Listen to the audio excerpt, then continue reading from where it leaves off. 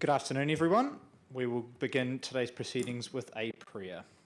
Heavenly Father, as we come together today, we thank you for the opportunity to meet and work collectively. Fill our hearts with gratitude for the gifts and talents each person brings. Guide your efforts with purpose and grace. Amen. Please be seated.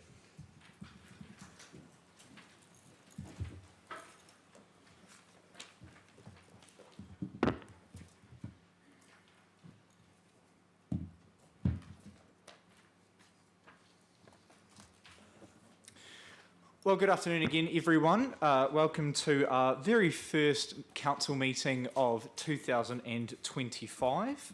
It is great to see you all. Thank you to members of the public for coming out today, and great to see all of the councillors here, even Joe zooming in from Rarotonga. Do we have any apologies? Doesn't appear to be any. Given today's content, I will ask for conflicts now before we go into public forum. Councillor Val. Thank you, Your Worship. There is a public forum today discussing district plan issues that are on the agenda and the agenda item itself.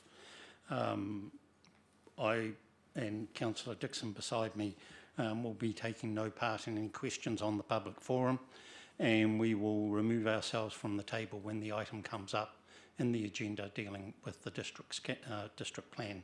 Pause.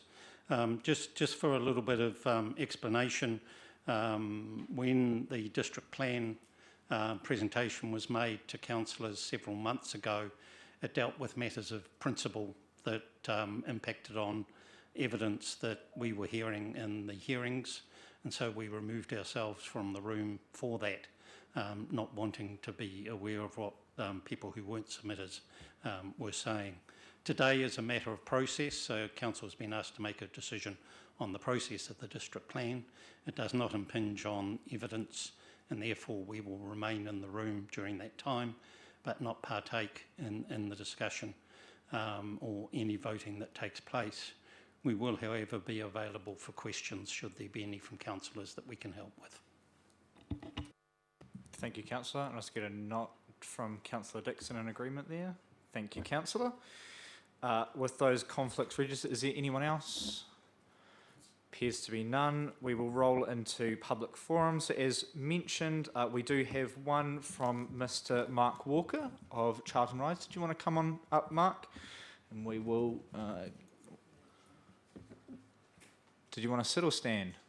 Stand.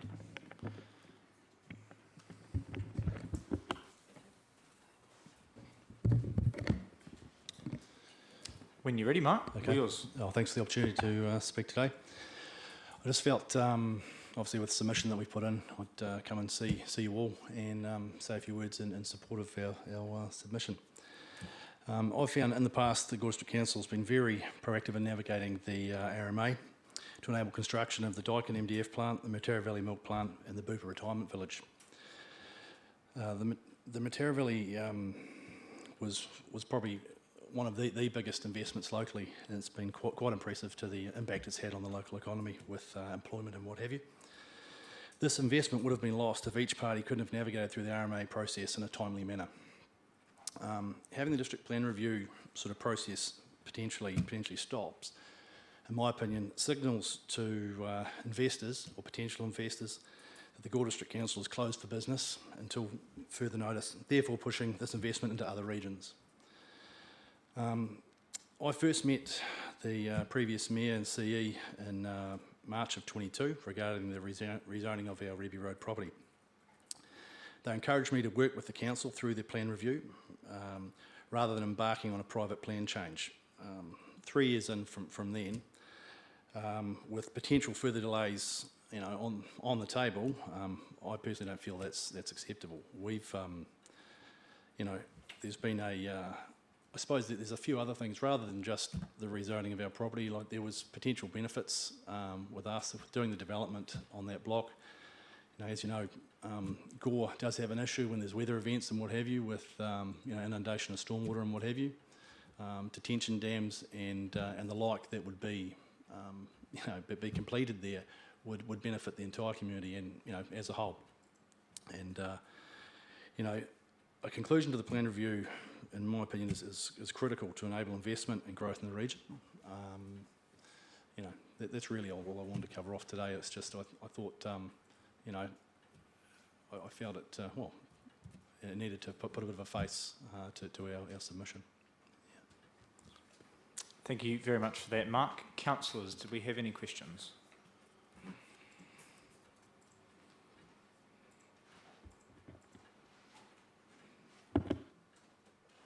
Looks like you've stunned the floor there, Mark. Look out. Thank you very much.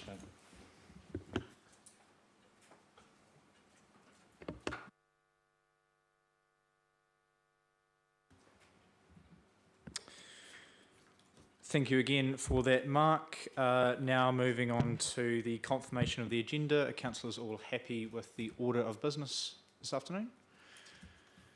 We appear to be.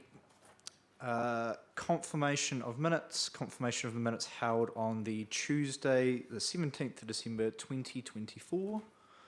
Do we have any comments or questions on these minutes? Can I please have a move that they are true and correct record? Councillor McDonnell, seconded by Councillor Phillips. If there's no further discussion, I'll put the motion. All those in favour, please say aye. And against? The motion is carried. Thank you, councillors. Moving on to reports for information, the Matoda Community Board meeting minutes of the meeting on the 27th of January 2025. Did you want to comment at all, Councillor Phillips? Thank you, Your Worship. Just there's the last sentence that should have been in one. It says laid, but it should have said not paid. It should have said laid, not paid. It's just an error. And the other thing is that if any councillors have any questions, more than happy to answer for them. And I see the chairperson's in the room as well today. I would just like to pass on my thanks for Keith McRoberry in obtaining funding towards the opening of the new splash pad when it's completed, and also the fence across from the waste station. It's being looked into and hopefully will be erected, and there's one good shining thing. It's being utilised very well, so it's very good. Thank you, Councillor. I think the fence has changed to plantings, is that correct? That's what I read in the minutes. Yeah, plantings. Yeah, that's cool. Councillor McDonnell? My question's about the $40,000 overrun with Tulloch Park. Have we found funding for that yet? Well, it's probably up to the manager to find the funding at the moment. If he wants to come back with a query, then we could probably try and look for something. But at this stage, it's the manager's responsibility, I feel, and council to find the money.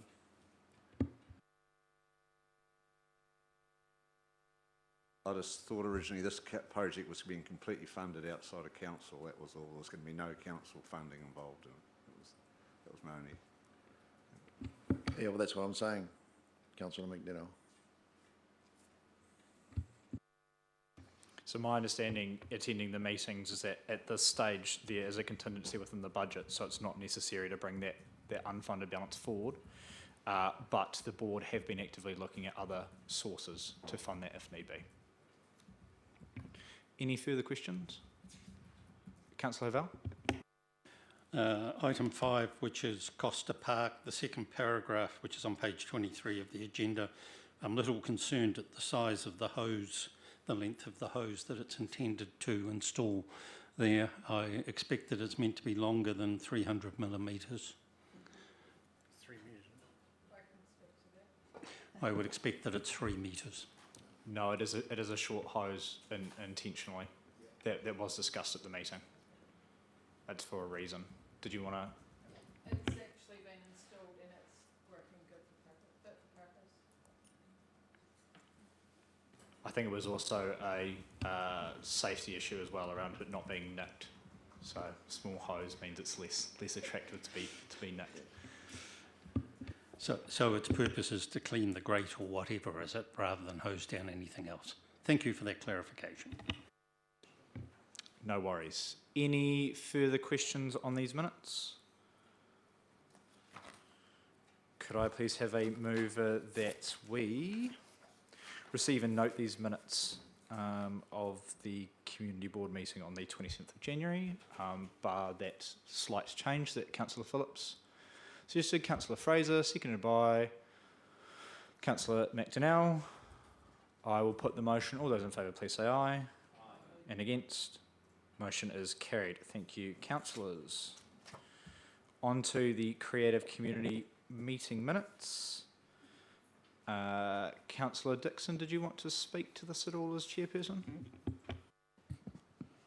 Thank you, Worship. I'd just like to say that there were some good applications and good decisions made, and I think the applicants would be very pleased with the decisions. Thank you, councillor. Any questions? Appear to be none. I'd just like to thank the two councillors and the staff that dedicate their time to this committee. It's great to allocate money out into the community, so thank you for your time on that. I'll look for a move that these minutes are received. Councillor McDonnell, seconded by Councillor Reid. I will put the motion. All those in favour, please say aye. And against? Motion is carried. Item 7.3, the management accounts to 31 December 2024. Do we have any updates from Finance Manager? Through you, Mr. Worship, Your Worship. I'll take the report as read and happy to take questions. Thank you for that. Councillors, any questions for Lorne? Councillor McDonnell. Lorne, just we got 708,000 funding from the wind farm from their contribution. I noticed we put it in a term deposit. Is there any way here? I know council's got all sorts of rules. What I would have done with a normal commercial was paid off a loan with it and put an account somewhere in my accounts that I had that money to deal with somewhere else, because obviously you don't usually get more money when you put it on term deposit than you do if you pay off your loan. So there'd be a slight gain to us there. Then when we wanted to use the money for something else, we would just borrow the money back again. Is that possible with council, or have we got too many rules around doing that sort of thing? Through you, Your Worship, the council's policy is very, very clear on this, that any financial contributions should be put into term deposit for 12 months. That is to allow the council to make the decision on what the funds should be used for, whether it should be used for infrastructure or they can choose to pay down debt. A change to that would require to come before council and change the policy that we currently have in place. So we have followed the rules and we have put it into term deposit, earmarked it for a later date with the intention of bringing a report to council to decide on how the funds should be utilised. Thank you, Lorne, and thank you, councillor. Councillor Havel. And the council policy is even more prescriptive in the way that the money may be used. So it actually sets out the proportions of a third that is able to be used to pay off debt, a third for new facilities, and a third for spending on facilities in the area that's impacted, which, given the wind farm, is the whole of the district. So the purpose of putting the 12 months hold on it was that there wasn't sudden idea of let's use it for this or use it for that. It's to enable consideration. I guess as part of the policy will come up for review in the next term of council, so there'll be an opportunity for changes to be made to it. But it seems to have worked well in the past, particularly when seven-figure sums have come in. Thank you, councillor. Councillor Reid. Thank you, Mr. Mayor. It's not a question as such, but I just see that the final contribution from Mataura Valley Milk has been accepted, and that acknowledges also the substantial contribution they've made to our library, which has benefited our ratepayers to the tune of nearly $1 million. The community thanks them. Thank you, councillor Reid, and I think it ties in quite nicely to our public forum statements as well around Mataura Valley Milk. Any further comments on these financial reports? Councillor Dixon. Thank you, Worship. Just a query. I note that we have more funding from penalties on rates. Is this because some people are well behind paying their rates? Through you, Your Worship, it's a time of year where we do roll those. So in November, we take through the next lot of years and apply the penalties for the year previous. So we have had a number of ratepayers who have had unpaid rates since 2020, and we're working through processes in at the moment to recover those. How is the latest rate? How is it working out? Is it looking better or? Through you, Your Worship, so the report to December 2024, where it went to Audit and Risk last week, showed that the percentage outstanding at the same time the previous year is lower. So the previous year had been just over 2%, and we're currently sitting at 1.7% uncollected. So it's actually, people are managing to find the money to pay their rates. Thank you, Councillor. Any further discussion? It is, I must say, quite nice to see some favourable differences as the last couple of 6 monthly reports haven't been so kind. So thank you for providing this, Lorne. I'll now look for a move that this report be received. Councillor McDonnell, seconded by Councillor Dixon. I will put the motion. All those in favour, please say aye. And against? The motion is carried. On to reports for decision. So the first one we have is the report on the request to pause the proposed district plan. If I could invite both Michael and Matt to come up. So welcome to Michael, who is our legal counsel, and to Matt, who is one of our planning consultants. Just before we begin today, we have councillors who have exited the table as well. I just want to acknowledge before we get underway today, both former councillor Brett Highstead and also Southland Federated Farmers, and the number of people who wrote into council. Regardless of the outcome and the decision here today, it is acknowledged that it takes time and resources to put forward what they believe is best and to bring their views forward to the council. So I just want to acknowledge that. And I'd also like to thank all of those people who did take the time, regardless of their position, whether it was in support of the pause or to reject it, to put in their submissions to the council over that Christmas period. We recognise that it was quite a tight time frame, but it does help us make well-informed decisions around this council table that could have severe impacts. Just before I hand over to Debbie, who's then going to hand over to Michael to add some context to this report, I just wanted to pull out a couple of points that are quite striking in this report. And I mentioned this very briefly when we discussed this in December, but it's really important to point out that this process is 95% complete.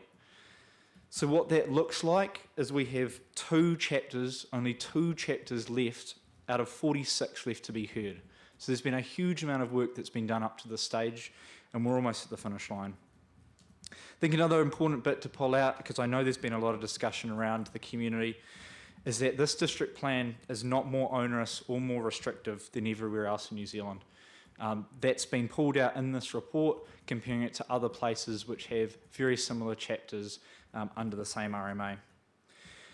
And I just want to acknowledge the team and councillors and everyone who's been involved in this process, because we are listening. It would have been very easy for us to brush off in December and go, we're not doing that, but there's been a lot of time, resource and effort to really explore these options to see what is the most cost-effective and sensible way forward.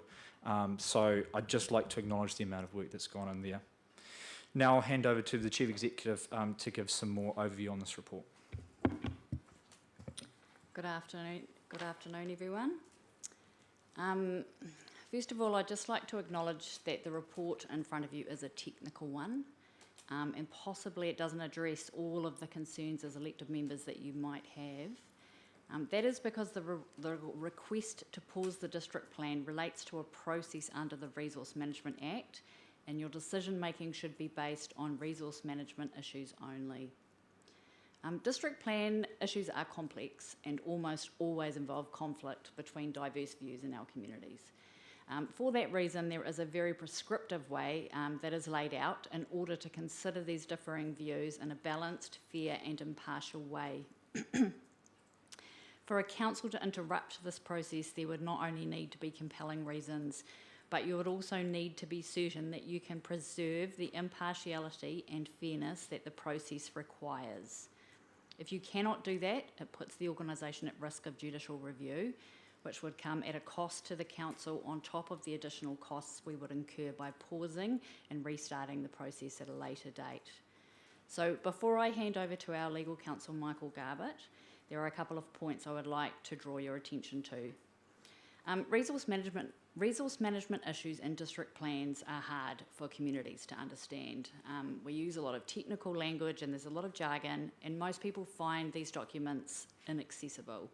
However, I would just like to say that considerable effort has been made to consult with and engage with the broader public, as well as run a transparent and fair process for all submitters. So there has been a lot of effort expended to date. The process has not finished yet, so we cannot preempt what the final outcome can be.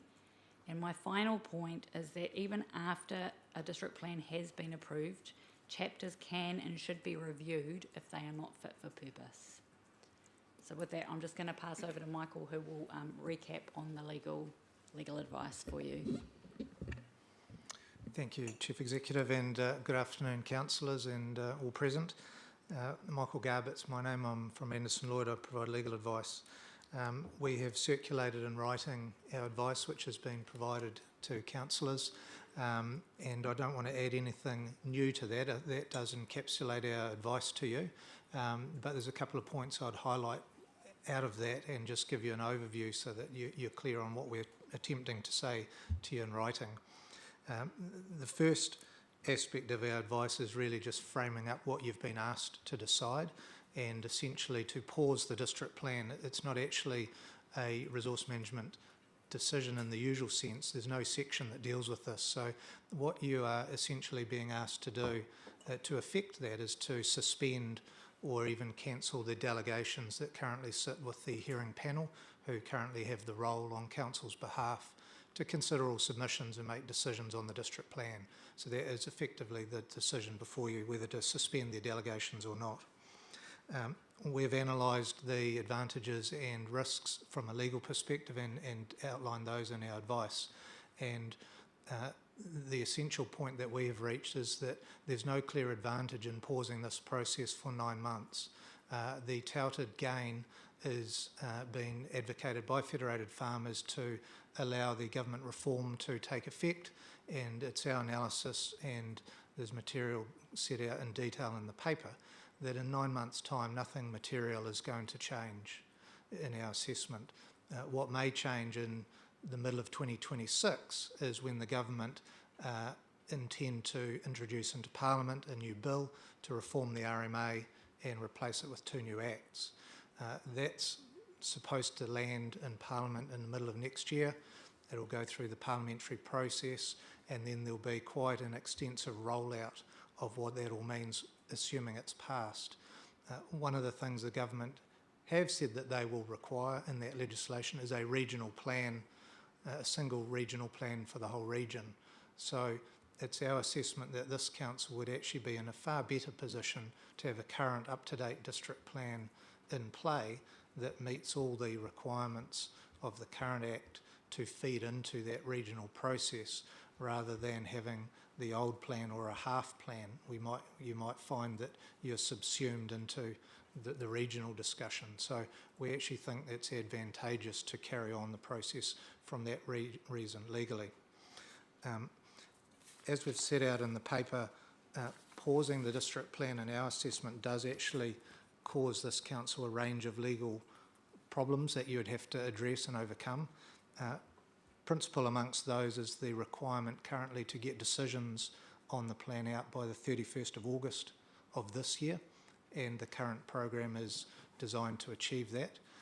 If you pause the plan, you will default in that current legal requirement, and there's an obligation then on the council to apply to the Minister for special permission with reasons based on RMA grounds. And the Minister may or may not grant that. The material risk for council is if the Minister, for whatever reason, says no, then there's a risk of ministerial intervention or some other direction aligned what's happened at Otago Regional Council, who have faced that in recent times. So that's not a legal risk that you want to, in our view, take lightly. Some of the other obligations, you do have current duties under the RMA to make decisions in a timely, cost-effective manner that's reasonable in the circumstances. And we do worry that if you pause it for 9 months or even an indefinite pause today, there might be people out there who have rights and interests, such as the gentleman you've heard from, who want to get on and make decisions once the plan rules have landed, that might challenge your decision to pause and have that scrutinised in court, which could happen. That will obviously cause further delay and commit the council to probably unbudgeted cost that's hard to quantify. So that's something you don't want to, in our view, head into. One of the other key aspects that I just want to highlight is that the plan that's been notified in draft sits in draft in the form it's currently in. All the submissions and hearing and evidence goes into a process that the Chief Executive has referred to refine, modify and adapt the plan that the hearing panel then need to make decisions on. Until the hearing panel make those decisions, there can be no changes. Once the hearing panel make their decisions on submissions, then the plan is updated at that point, and that forms the basis of the plan.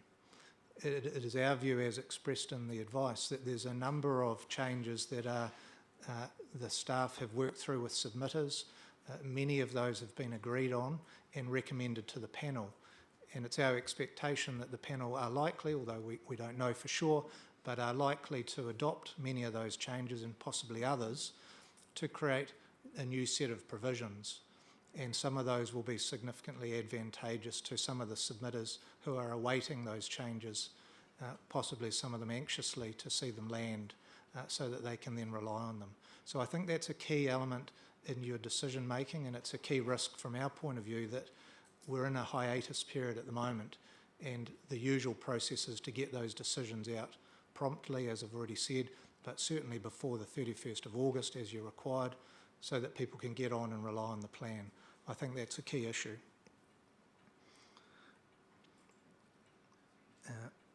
So those are the key legal issues I wanted to highlight.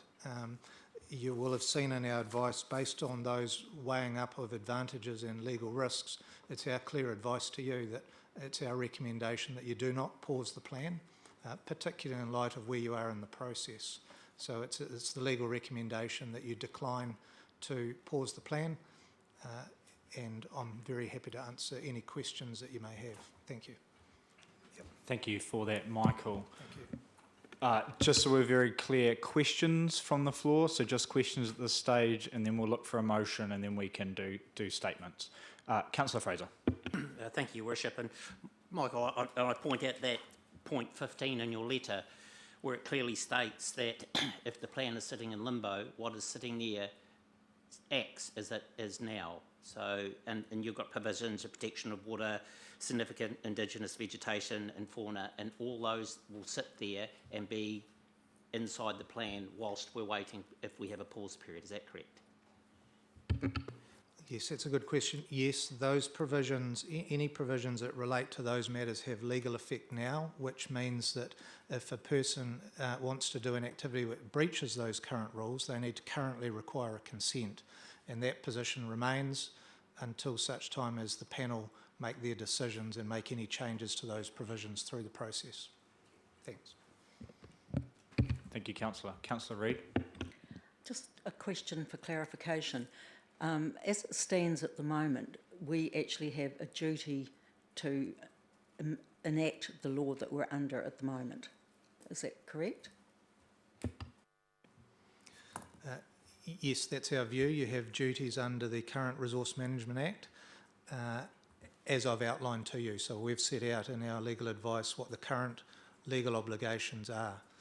You don't have any legal obligation to give effect to press releases from government or other announcements about what they may or may not change in the future until those legislative processes are complete by government and law is passed.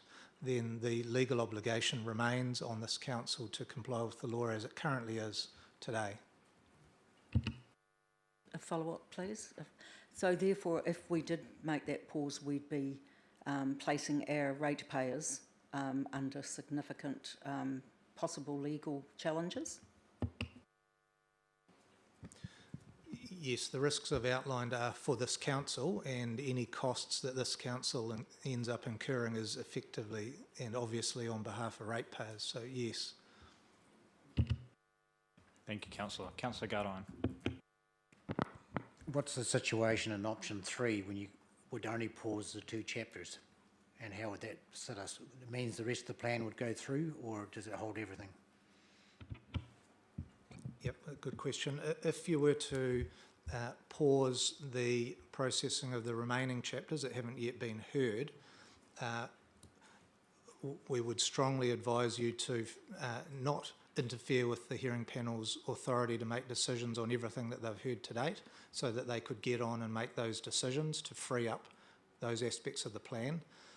The planners have outlined in their paper, or contributed to the paper, there would be a degree of disentanglement about what that would all mean, because as you can appreciate, the plan is structured as a whole, and there is a sequence of hearings, and those yet to be heard would remain in limbo, and the rest of the plan could be decided on and essentially, as I've said, decisions made.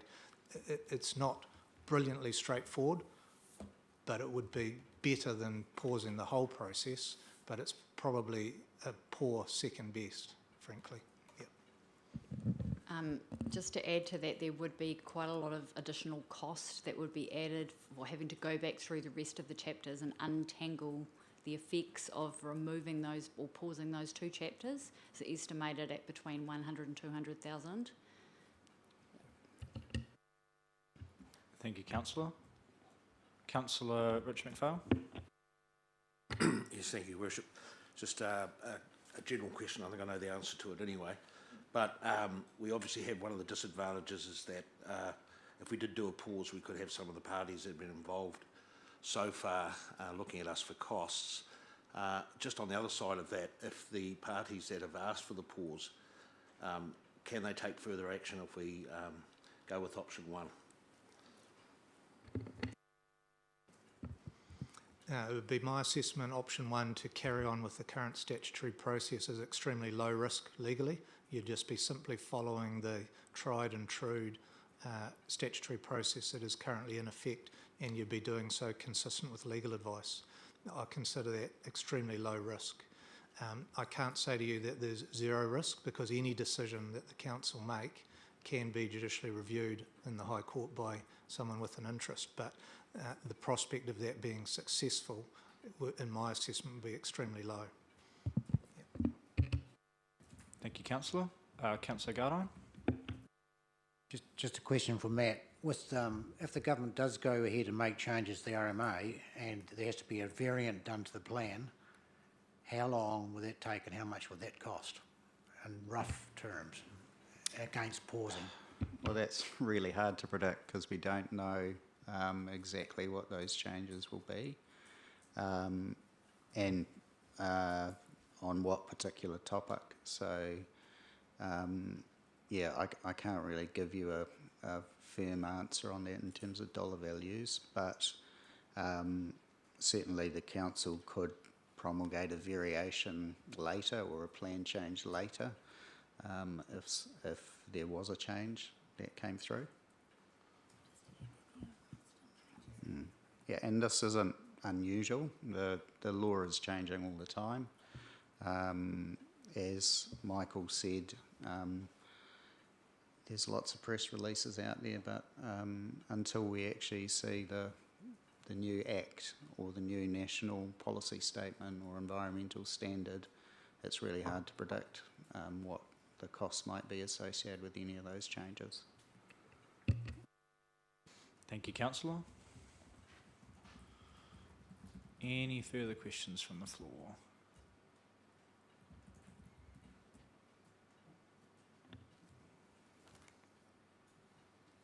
It's like we might be exhausted question-wise. Oh, Councillor Reid, did you have a question? No? Not really, it's a comment. Looking at the fact that... We'll leave, sorry, Councillor, we'll leave that for, I'll just look Okay. for a motion and then you can comment 100%. So I'll look for a mover that, was that a question, Paul? Okay. Through the worship. Just one question. For members of the public who are trying to ask the process, if we go through and not to pause the process and then the submissions are finished and then the plan goes through and it comes back to us, can the process that we go through, if it comes back to us and we're still not happy with it, can you just explain to us what the process would be so that, to say, hey, we've still got to go over it again? Yes, I'm happy to explain that to you. The process from here is that on the assumption that the council decides not to pause anything, then the hearing panel continue their hearing procedure and hear all submissions. Then they will deliberate and issue their decisions. That's the key milestone that I was talking about before. Once those decisions are issued, any submitter has the right to appeal provisions that they've submitted onto the Environment Court. And then that is pretty normal that there'll be some through a process such as this. And then the team engage in mediation assisted by the court to try and resolve those appeals. And if mediation fails on any of them, then the court holds a hearing and makes decisions on those provisions. At the end of that process, the plan comes back to this council for final approval under Clause 20 of the first schedule to the Resource Management Act. That, at that point, is essentially a ceremonial rubber stamping of the state of affairs that all the submissions have got through the hearing and appeal process.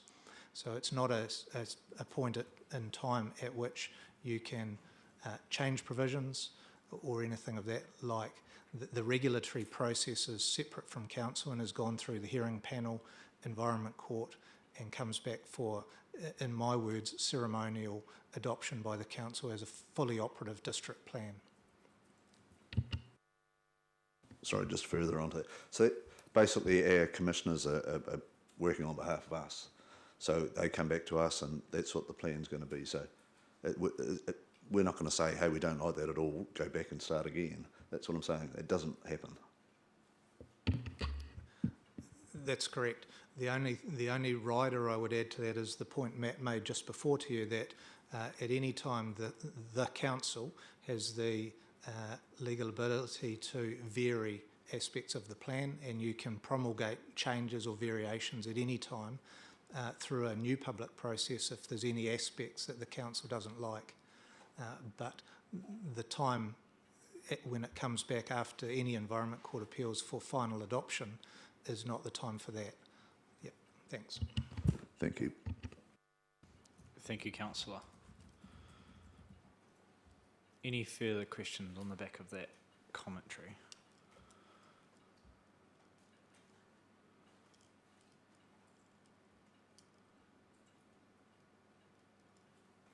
Appear to be none, so I will look for a mover that the council receives and notes the report on the request to pause the proposed district plan and declines the request to pause the district plan on the basis that the request is not consistent with the council's statutory and regulatory obligations.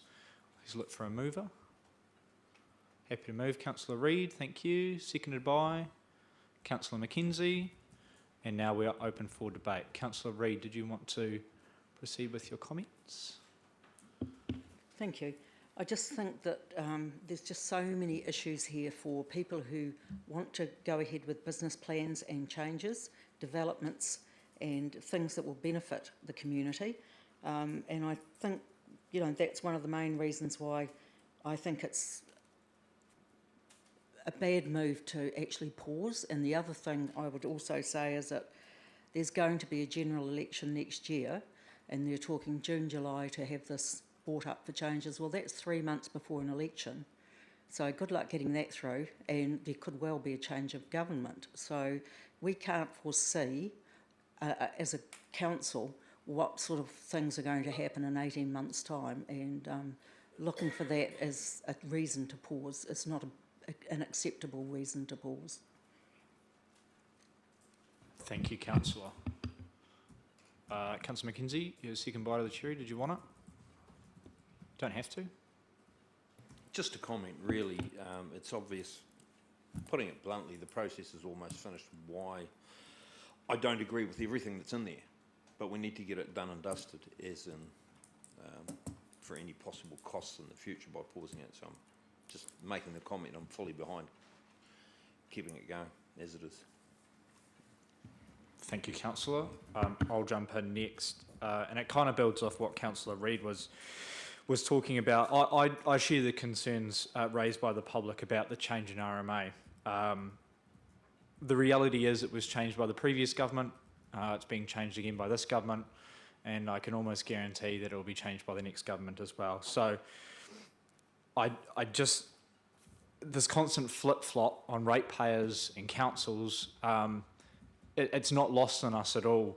It's just somewhat that the anger of the changes may be placed in the wrong place, and I think that central government really needs to come together across the party lines and come up with an RMA that is going to stick past progressive government. Otherwise, we're going to be constantly flip-flopping, changing district plans and spending ratepayers' money, continuously changing things. So I fully acknowledge the concerns that are out there. I think with 95% of the process done, we may as well get it finished, and then if we need to go back through and make changes because the governments make changes, then we can go ahead and do that. Is there any, that's my 10 cents on it. I'll go Councillor McPhail, then Councillor Fraser. Yes, thank you, Worship. A couple of things probably differ, but I think the basis of what happened here was not around so much of the RMA, but from, as an elected member, what was deemed to be prudent to actually get reviewed at this process. We had to look at the information that was coming in.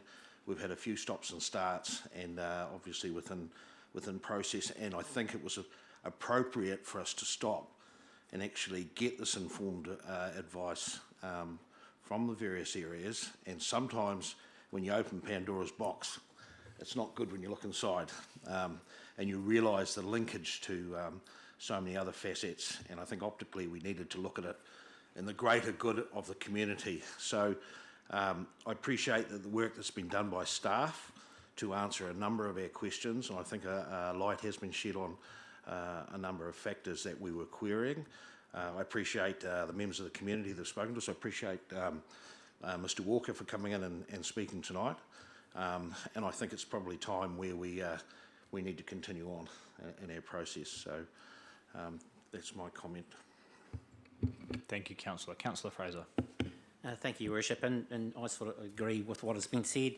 At the time when this was put to us last year, I was of the form to pause the plan. But I was one of the uneducated out there, so I went out and I started reading, and the information that we received, and I concur with what Richard said, that it's the information we've had from UDB and from Hanson Lloyd has just opened my eyes to our legislative responsibilities. We've got to stop listening to ministers of the Crown talking about red tape when they don't even explain what the red tape is. And our old plan's out of date. We need a new plan. We're going into a new era. There's legislative changes in the RMA, as you mentioned, Your Worship, happening every time, but I'm pleased to see that Labor and National are talking about combining when it comes to legislative reviews in certain areas. We'll say another thing to the people out there. There has been attacks on our hearing committee members, unfounded, and I just want people to know that we have absolute trust in what they're doing out there, and I'll leave that at that. We've been through the submission process, and unfortunately for us, Chinese whispers has happened, and it's got a little bit out of control. I want to see continued growth from this town, and reading through what we have there, I can see it. So unfortunately, I believe no matter what our decision is today, there will be some sort of judicial review. But I am fully supportive of the plan continuing. Thank you, Councillor. Councillor McDonnell. I concur with Councillor Fraser's comments. I thought about option 3, which was disentanglement, for about 5 minutes, and then decided the length of this document and it would just be a total mess to go down that path.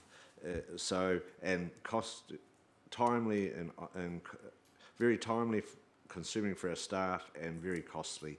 So I've come to the same conclusion as the others, that for the good of our whole community, we need to continue the process, finish it, and then if there are any major legislative changes come up, we address them on a timely basis and get on with fixing. If our plan is out of date or got a problem, let's deal with it then.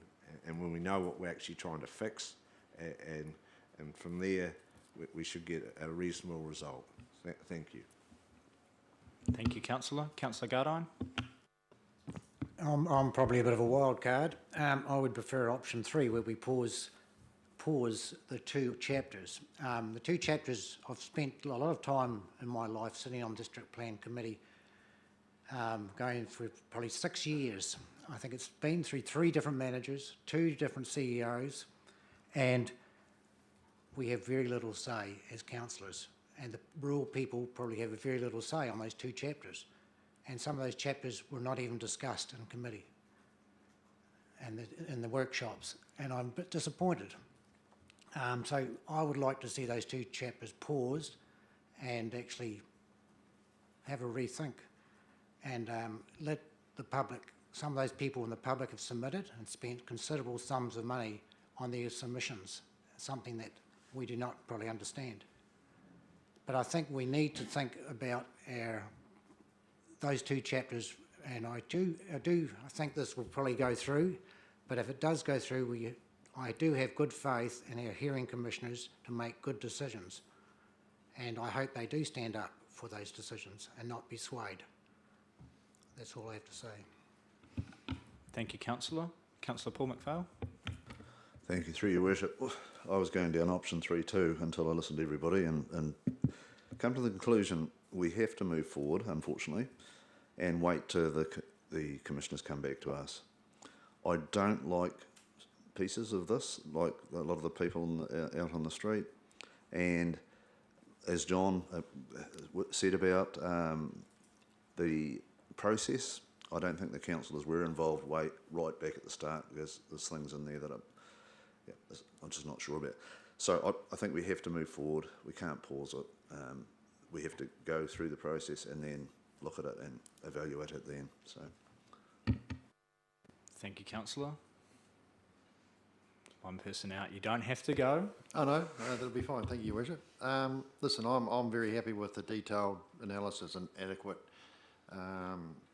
information that's been provided to me. I was on the District Planning Committee. I'm happy with the outcomes that we've came to.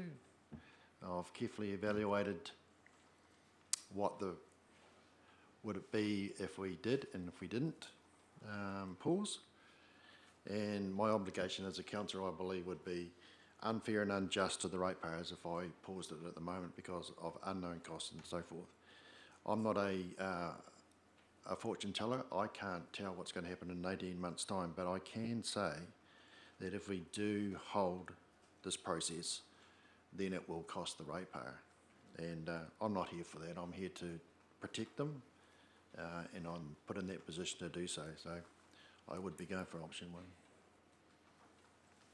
Thank you, Councillor. Councillor Reid, you have a second bite of the cherry if you want it. No, thank you, Mr Mayor. I'm quite happy to, everybody's had a good say, and that's all that's required at this stage. Thank you, Councillor. And with that, I will put the motion. All those in favour, please say aye. Aye. And against? Councillor Gardine, you want the recorded? Thank you, Councillor, and the motion has passed.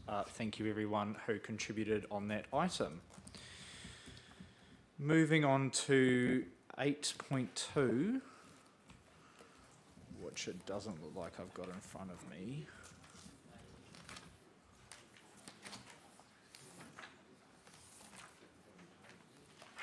You got it? Here we are. just give it 2 seconds as people shuffle out, but it is the 2025 Gore District Council election order of candidate names on voting documents. Very, very important report here. Do we have any questions for staff? Page 159.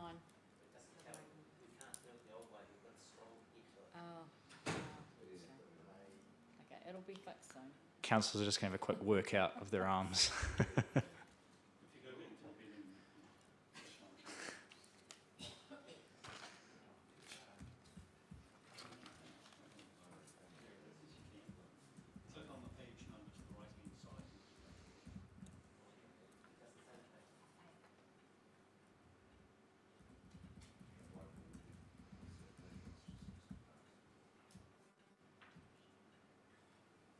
Did we have any question about the order?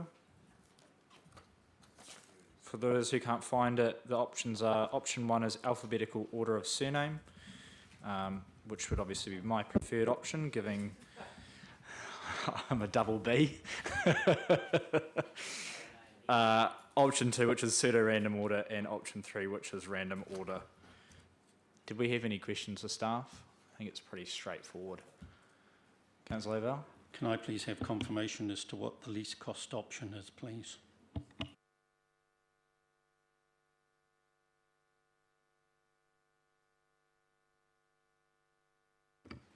Through you, Your Worship. I don't have that cost to hand. I'm sorry, Keith. Is it fair to assume they're all pretty similar? Other than maybe the names in a hat might be a little bit more time consuming? Yeah? That's correct. The pseudo-random is slightly more expensive because there is the cost of having the names drawn out. Thank you. Any other questions? Councillor McKenzie? Excuse my ignorance, but what have we done in the past? So for those who don't have the report in front of them, it was originally alphabetical, I believe, and it's been random since 2019. And most councils are moving that way. Councillor Reid? Happy to move the report as stated. Moved by Councillor Reid and seconded by Councillor McPhail. Just for the audience, receives and notes to the paper and determines that candidate names for the 2025 triennial Gore District Council election, including any subsequent by-elections up to the 14th of October 2028, be in random order. Moved and seconded. Any further discussion? I will put the motion. All those in favour, please say aye. And against? The motion is carried. Thank you, councillors.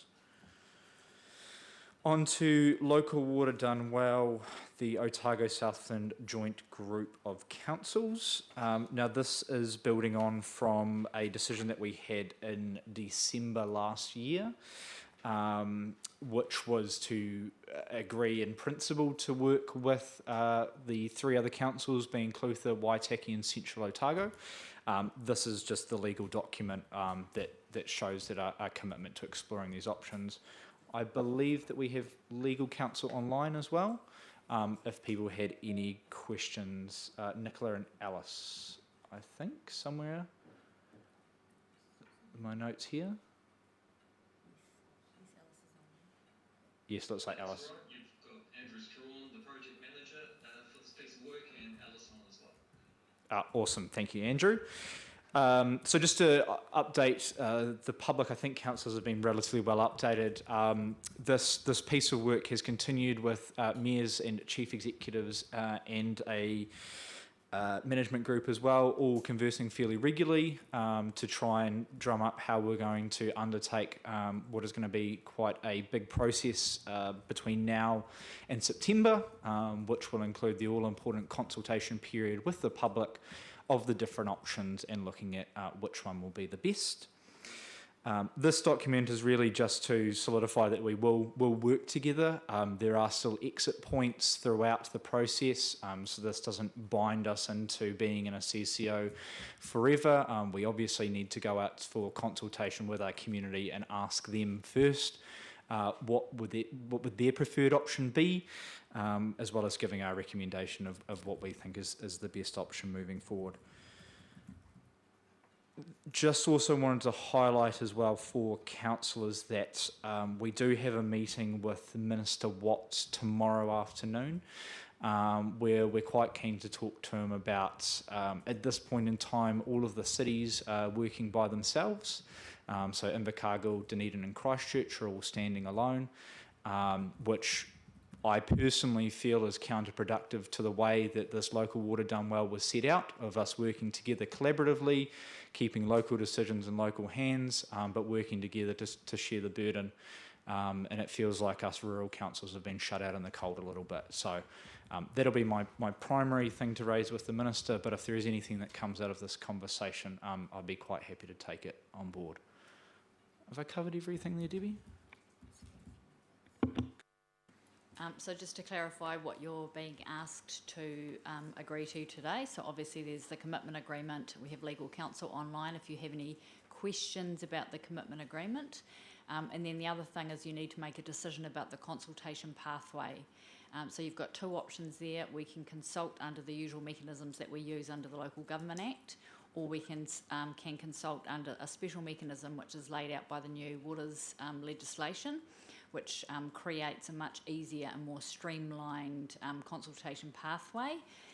If we do decide to go down the LGA route, you will still have to come back round and meet the requirements of the waters legislation in addition to that, which is why we are recommending that you actually just follow the consultation pathway through the water services legislation, if that makes sense. Happy to take questions, and Andrew and Alice are also online if you have any technical questions that you want answered. Questions from the floor. Councillor Fraser. Thank you, Your Worship. Great document. I could understand it, so it must be good. I have a question in relation to, you talk about cities not wanting to be in it. Where's Southern District Council? Aren't they wanting amalgamation, and have they just left us out to dry? I don't know if I want to touch that one, Councillor, but my understanding, we've offered to Southland several times, as well as every council in our area, so Invercargill, Dunedin and Queenstown as well, to join us. They've somewhat been interested, but last that I talked to the mayor there, their meeting last week, they decided that they're going to stand alone. I have my own personal opinions about that, but I will reserve that. They think that they can stand alone, and that's their decision. So with this document, we can, if we have another council approach, they can be added very easily? Easily is probably not the right word there, but they can be added in. So this was talked about recently.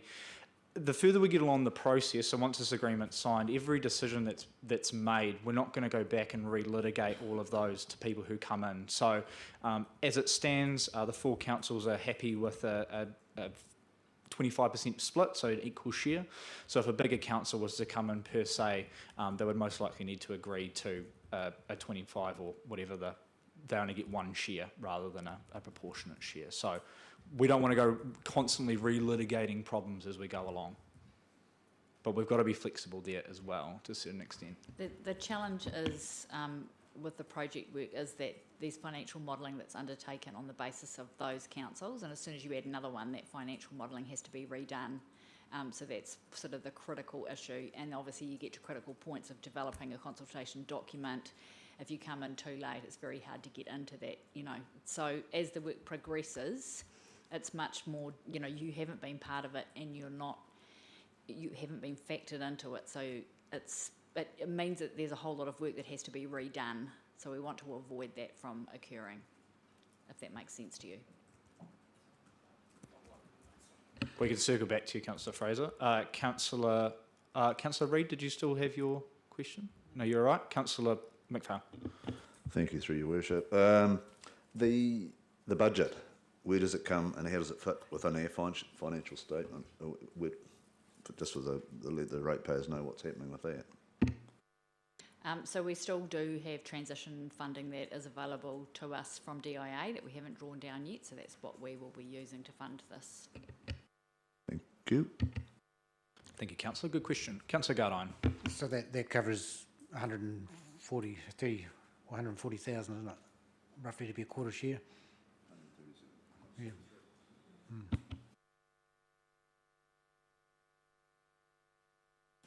Yes, that is correct. It does cover it. Councillor Hovell. I guess two questions. In terms of what's in the agreement, it sets up an executive group, being the mayor and one other elected representative. Is there any benefit in us appointing that representative tonight to save it having to come back? Yeah, I think so, Councillor. I had just some light touches to the recommendation when we get to it. So in C, it has authorises the Chief Executive to sign the attachment. The attachment has 2 signatories, so we might just need to add the Mayor to that as well. And then in recommendation E is to appoint a councillor. My suggestion, throwing them both into the mix, would either be the Assets and Infrastructure Chair or Councillor Phillips, given his Three Waters background. It really depends on who has more time. This will be quite a time-intensive process as we build this consultation document across the 4 councils, but once we get out into the consultation, there'll be a little bit less time. So I don't know if there's a preference between the 2 of you, but that was just my thoughts. Can Do you have further comment? Yeah, no, I think we get to the recommendation and sort that part out then, but that's helpful, thank you. My second question is that we have a responsibility to our ratepayers, and although this has been imposed by government and we've come up with a particular mix of councils, if we get to a certain point in the process where the economics of it don't stack up, what happens? So there will be a decision point for you at the March meeting where you will be able to look at financials and interrogate those and make a decision as to whether you want to opt in or out for the future. So yes, it will be there will be financial modelling for you to look at and for councils to make that analysis. What does it mean by opt out? Well, if you looked at the financials and decided that you didn't think that it was a prudent decision for this council to make to enter into a joint waters entity on the basis of the financial modelling, you could make that decision and decide that you were no longer part of the Otago Southland group. One final one, does that mean we'd have to go alone? Yes, and just for clarity, we are, at the moment, we are currently the only group in the South Island in operation that are collaborating.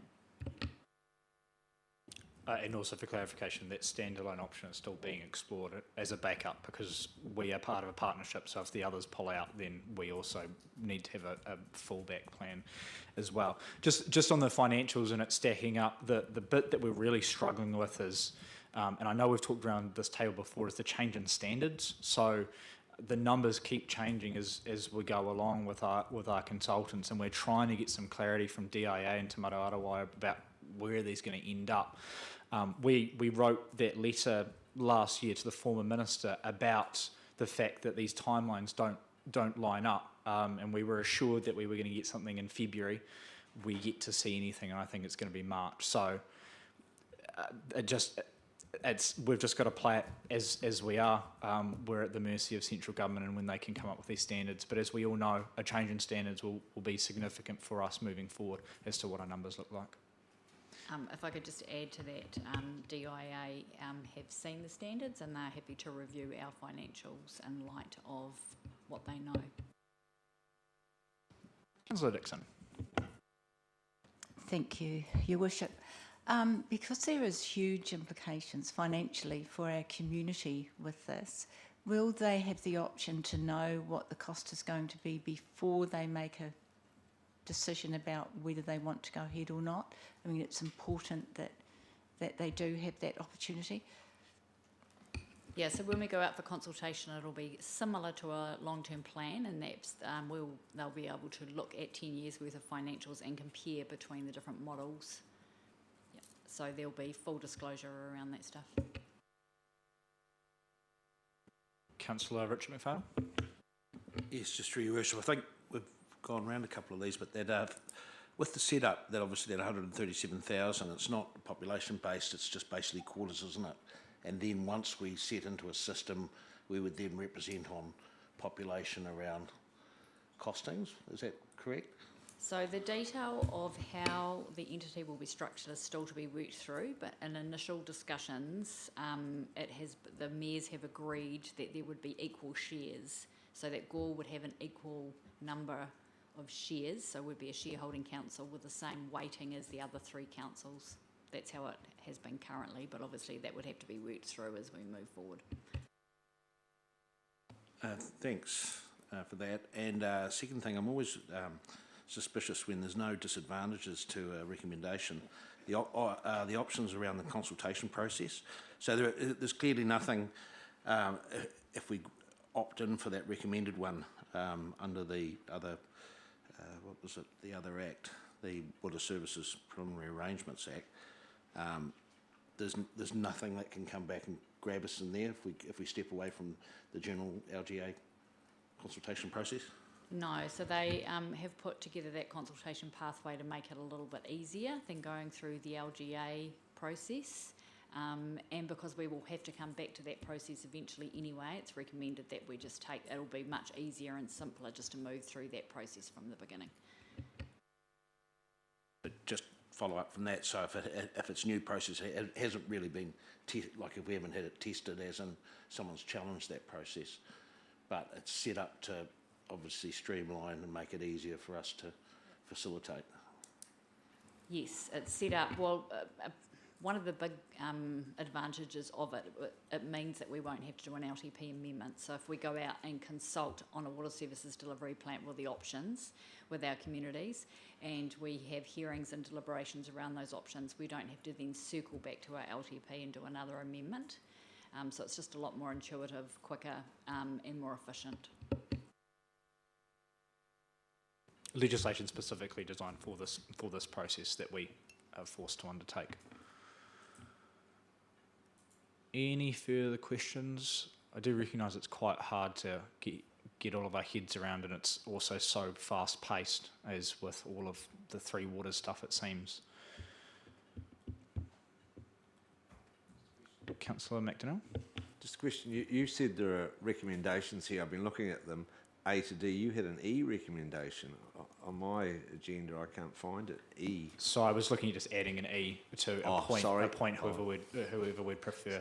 Sorry. Just to make it clear on the document. Sorry, Stuart. Any further questions? Do we have a preference of Councillor Gardiner and Councillor Phillips before I look for a mover? Councillor Fraser? Yes, thank you, Worship. And it's nothing against the two gentlemen to be nominated, but there are both have committees. There are other new members of this council, and I think Councillor Paul McPhail is quite suitable for the job as well and should be considered. I'd love to put Paul on there. I know how many committees I've thrown Paul onto in his short time as a new member. Councillor Paul McPhail? Thank you. I'd like to answer that. Thank you, Councillor Fraser, but no, at the moment. Thank you. Councillor Fraser, you're also a new member. In fact, the newest member. Yeah, I know what happened the last time I spoke up, and I do not have the time available. Councillor Richard McPhail?